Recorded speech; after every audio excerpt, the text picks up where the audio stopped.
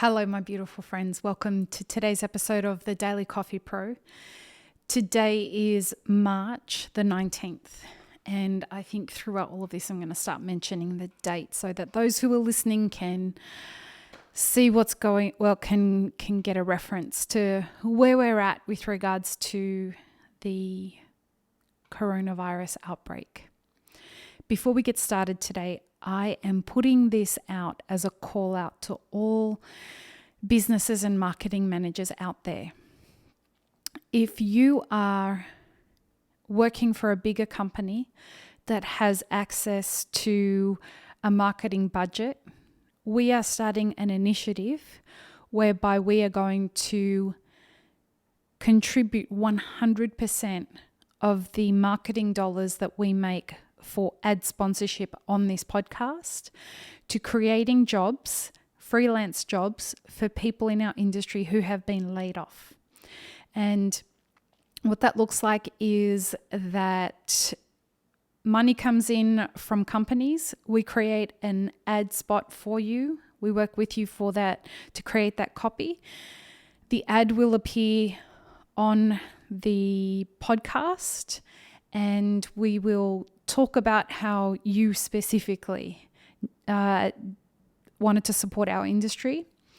And then we will have lined up people who have told us about things that they can do other than make coffee. So it includes things like writing blog posts.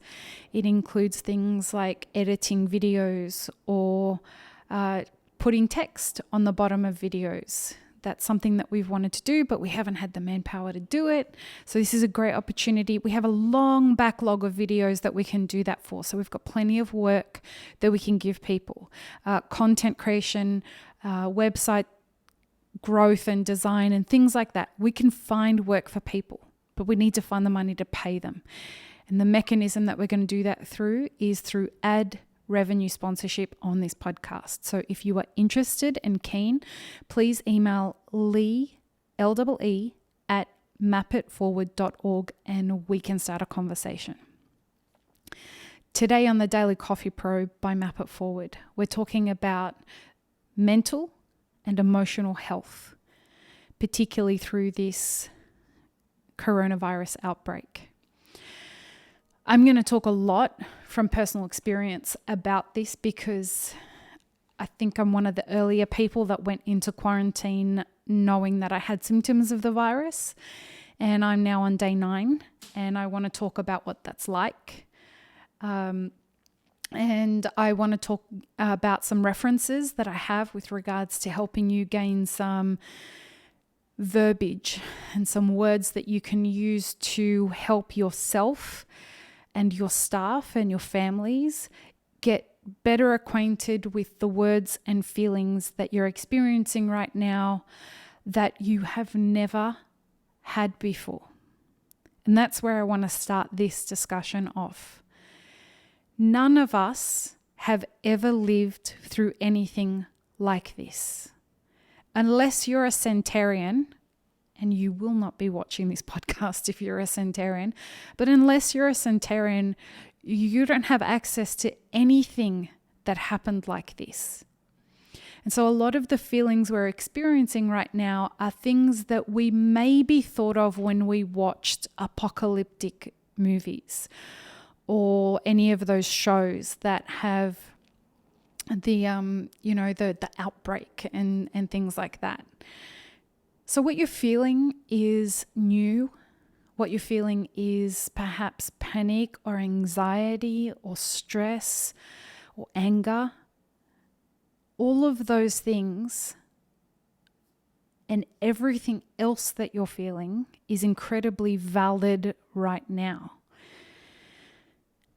Science shows that being able to identify and speak what you are feeling and speak that emotion is incredibly important to your brain being able to process what that feeling is. And so I've included a link in the show notes below for a blog article that was sent to me by my very dear friend, Tracy Chung, who is a marketing person over at Nestle. But she and I have been very close for very many years, and she is as invested in the coffee industry and in the human race to get us all through this. And so she sent me this feeling wheel, and it is fantastic.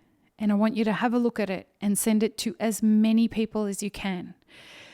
The way it's set up is at the center are some major emotions, some core foundational emotions.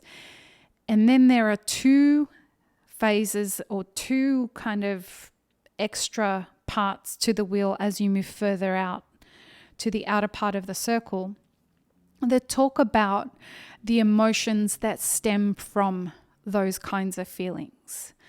And so, for example, you have a core emotion of anger, and then you look at what are the feelings that stem from that. Why is this important? Why am I talking about this? Well, because as somebody who's very in touch with their emotions and someone who is always kind of processing, thinking and all that kind of stuff, I've been quite surprised by my emotional response in my first 9 days of being in quarantine on my own. I think that personally that's been the toughest part of this for me. Having the virus was not that big a deal at all because I'm a healthy person. The part of it that really was challenging has been to observe my emotions and to watch other people go through extraordinarily intense emotions online that they've never experienced before. Laying off an entire workforce. This is a trauma. Laying off your whole team, shutting your business. If the world was in business as usual, you ending your business is something that you would be traumatized by, and you would know that it was coming before it happened. In these situations, people haven't had the lead up time to process having to do that. They haven't had the option of, looking at all other possibilities before they've done this. So the trauma hits really hard. Starting to find the words to identify how you're feeling, what's going on, what you're experiencing, and putting that into words is going to better equip you to process the feelings that you're experiencing and better articulate what you're going through. I'd recommend keeping a journal, whether it be written or in video, of this. I'm keeping a video diary just because that's the way that I prefer to do things. There's also some science that shows that by writing things down, you help process a lot of the thinking that you're going through. So start by identifying the emotions that you're experiencing and really spend some time getting to understand this feeling wheel. It will be incredibly helpful. It will arm you with the vocabulary that you need to process a number of emotions that you most likely have never been able to name before because you've not experienced them with this level of intensity before. I want you to know that this is incredibly valid. I want you to know that the extreme things that you're going through right now emotionally and mentally are incredibly valid. And being vulnerable, even if just to yourself and admitting that you don't know how to deal with this and process this, is really important. I've tried to model this in this world of ours by just, if I need to get a bit teary online when I'm doing Instagram lives or here on the podcast, I'm okay with that. Sure, I feel a little embarrassed sometimes, but that's just the natural protection mechanism of me not wanting to appear weak. And then the other part of me, the emotionally intelligent part of me, steps in and says, hey, but this isn't weakness. this is what you're really feeling. Just be okay with it and be present with it. But don't react to it. And this is where this idea of like Buddhism and Vipassana meditation comes in, where it's like, let it come, it shows up. Let it come and let it go. Don't react to it so that you influence the way that it then goes on to be processed. An important part of being authentic with the emotional experience that you're having right now is trying to avoid going into a deep emotional hole.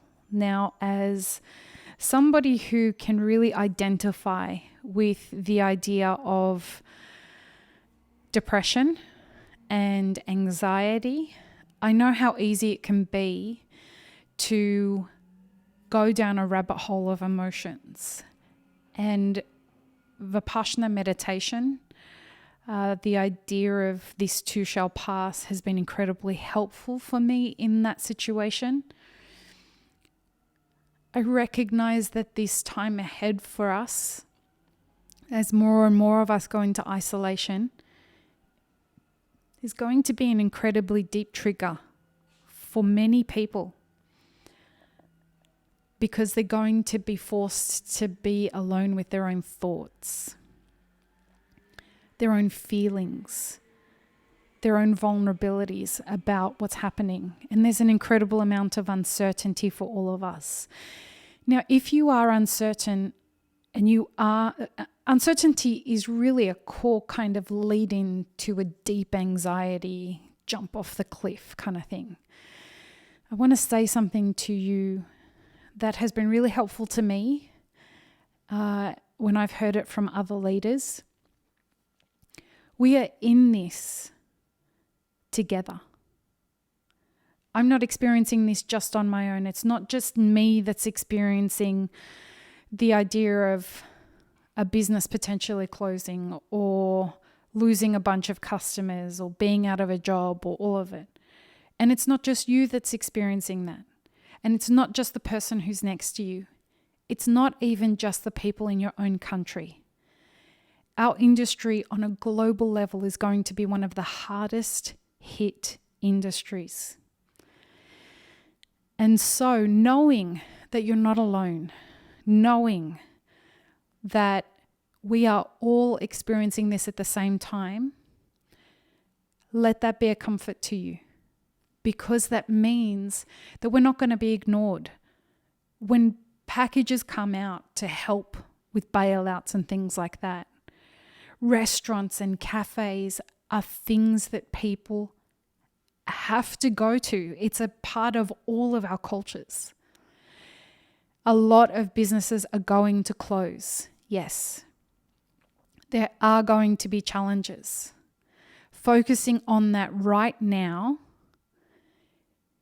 is not going to help a solution that needs to be here down the track. So what I would suggest is catch that uncertainty when you start to see it happening. And then remind yourself, hold on, I'm not in this alone. I have a whole industry that's experiencing this with me. How can I tap into that support network? One way to do that is join us every day for our Instagram Live. That Instagram Live happens for you. That's not for us. That Instagram Live happens so that you can share your experience, so that you can tell us what you're experiencing, how we can help you, what you need. Today, that Instagram Live will happen at 4 p.m. Pacific time, and we try and change the time every day so that we can cover different time zones. But that's one way. Another way that you can help mitigate going down emotional and thought rabbit holes that end up in darkness are to talk to people. You may not need to talk to a whole bunch of people. Find somebody who can be your support person through this, and you can be a support person for. Try not to find somebody who is negative. Try not to find somebody who is minimalizing what you're experiencing. Find someone who's not going to be condescending about this situation or tell you to just like ignore it and pray it away, or the universe will take care of everything, or one version of that. That may not be what you need right now, but find the right fit for you for this situation. And speak the words out loud. Do you think we can be a support person for each other throughout this situation? And find a way to get access to that. There is no shame whatsoever in letting people know that you're struggling. In fact, it is going to help you show strength and show leadership. And there are going to be times when you're just going to fall apart. That's okay. It's healthy. It means that you're feeling and that you're not numb through this. We're nowhere near even close to the end of this. We still have another few stages to go through.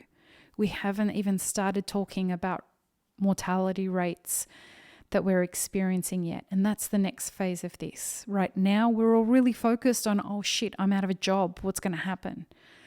Folks, what comes next is that people start dying. And you're going to experience a whole bunch of different emotions around that too. This is a time to prepare a support structure for that time. You may know people who will pass. You may not know people who pass. Either way, I doubt you'll be unaffected by it. And making sure that you have some sort of a support structure that's there to catch you. That's there to just be with you, whether you're in isolation or not, is really, really important during this time. And we will be there for you 7 days a week through our Instagram lives. And I'm hoping that this podcast brings some comfort to you. Anything that we can do in any way to be supportive to the global coffee community so that everybody gets to maintain dignity through this as much as possible, that's what our mission is right now. And in any way that you can think that we can better deliver on that mission, we're all ears. Your physical health isn't the only thing that you need to be maintaining and thinking about right now. Your short-term and long-term mental and emotional health is a priority as well. The more stress and anxiety you're experiencing, the more immunocompromised you'll be. Maintain a healthy mind, maintain a healthy heart, and you'll give yourself a better chance at having a healthy body. If you're wondering how you can shift right before you go down a rabbit hole of darkness that's difficult to get out of, I want you to go stand in the sun or go stand underneath the moon and just say one thing. Fuck, I got this far without getting emotional. Just say one thing you're grateful for. And just sit in the gratitude of what that feels like right now. And then drink in that feeling of kindness that you just gave yourself. And I promise you, it will be helpful. Peace, love, and peanut butter, friends. I love you and I'm here for you. Be safe and be healthy.